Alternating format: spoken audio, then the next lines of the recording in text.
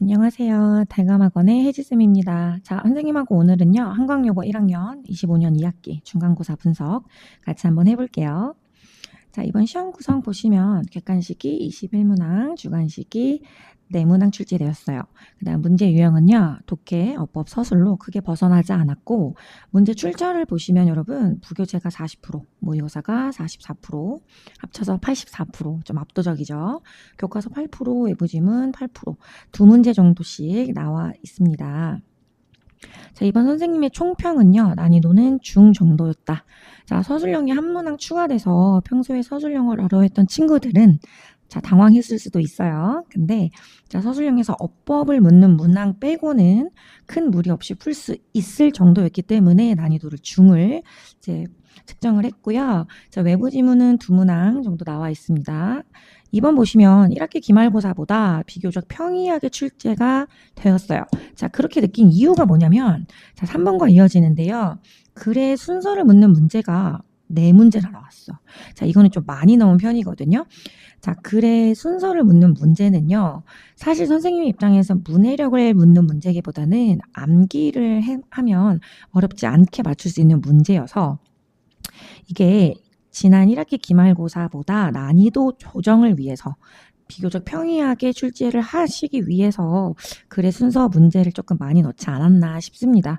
자, 글의 순서 문제는 이제 별로 틀릴 일이 없기 때문에 저희 학원 학생들은 그래서 여기서는 점수가 깎이지 않았을 거라 생각이 되고요.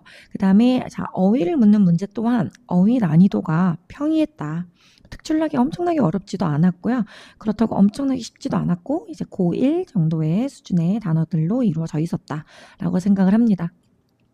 자, 그 다음에 고득점에 이제 문제들이 있어요. 난이도 상을 매긴 문제들이 있는데 그게 이제 어법 문제들이더라고요.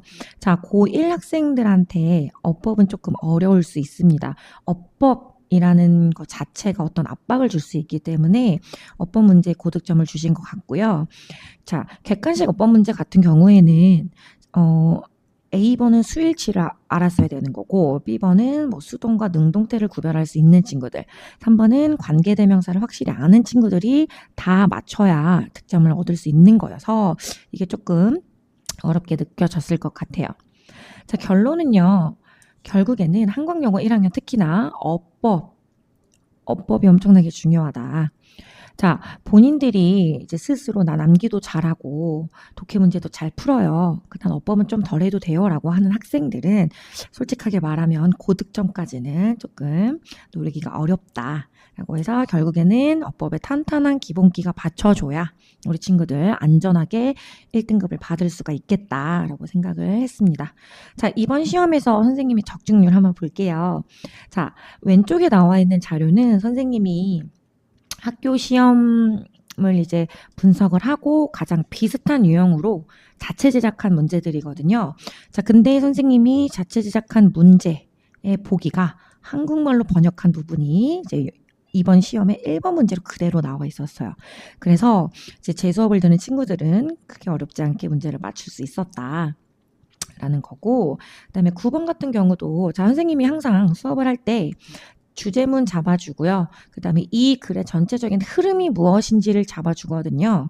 그래서 이 주제문으로 잡아준 게 그대로 영어로 번역해서 나왔기 때문에 그리고 우리가 모를 만한 단어가 사실 없습니다. 비주얼, 시각적인, perception, 편향, 인식 이런 게 그렇게 어렵지 않았다라고 생각이 듭니다. 자, 그 다음 10번 같은 경우도 마찬가지입니다. 자, 볼게요. 본문을 읽고요. 해석본을 읽어도 우리나라 말로 이해를 못할 경우가 많아요. 그렇죠? 자, 그래서 선생님이 최대한 쉽게 풀어서 한국말로 설명을 해놓은 부분이 이제 문제 10번에 답으로 나와 있습니다. 돌아오다, 리스토어, 회복하다, 셋포인트, 기본값 그대로 나와 있었다라는 거고. 자, 12번 같은 경우, 자, 이게 어법 문제에서 객관식에 좀 고득점인 문제였는데, 자, 이것도 선생님이 수일치가 항상 중요하다라고 강조한 거 그대로 나왔고, 자, 그 다음에 동명사의 수동태를 선생님이 찝어줬었는데, 자, being judged에서 being considered 단어만 바꿔서 문법은 똑같은 게 출제가 되었습니다. 그래서 우리 친구들은 크게 어렵지 않게 맞출 수 있었던 문제였던 것 같고요. 그다음 13번 같은 경우에도 선생님이 항상 중요한 문장 형광펜 치고 자, 여기서 하고 싶은 말이 뭔지 만약에 여기에 빈칸이 뚫린다면 어떤 말이 들어가야 하는지를 정리를 해줬어요. 그래서 이 부분이 그대로 우리 학생 받아 써서 맞출 수 있었다는 거. 자, 마찬가지입니다. 선생님이 항상 이 부분에서는 선생님들이 문제를 출제할 수 있다라는 부분에서 그대로 적중한 문제가 나왔고요. 자, 아까 얘기했듯이 조금 선생님 입장에서는 아쉬운 부분이긴 하나, 자, 순서별 문제가 좀 많았어요. 근데 순서별 이제 문제 보시면 왼쪽에 선생님 자료와 동일하게 나와 있는 거 확인되시죠? 자, 우리 친구들은 이런 연습 문제를 많이 풀었기 때문에 순서별 크게 어렵지 않게 이제 점수가 깎이지 않게끔 약간 방어하는 완벽 방어를 했다라고 생각이 들고요. 자, 19번 같은 경우도 마찬가지입니다. 선생님이 그대로 자, 수업 시간에 선생님이요 좀 비결을 알려준단 말이에요. 어떤 부분에 집중을 해야 되는지.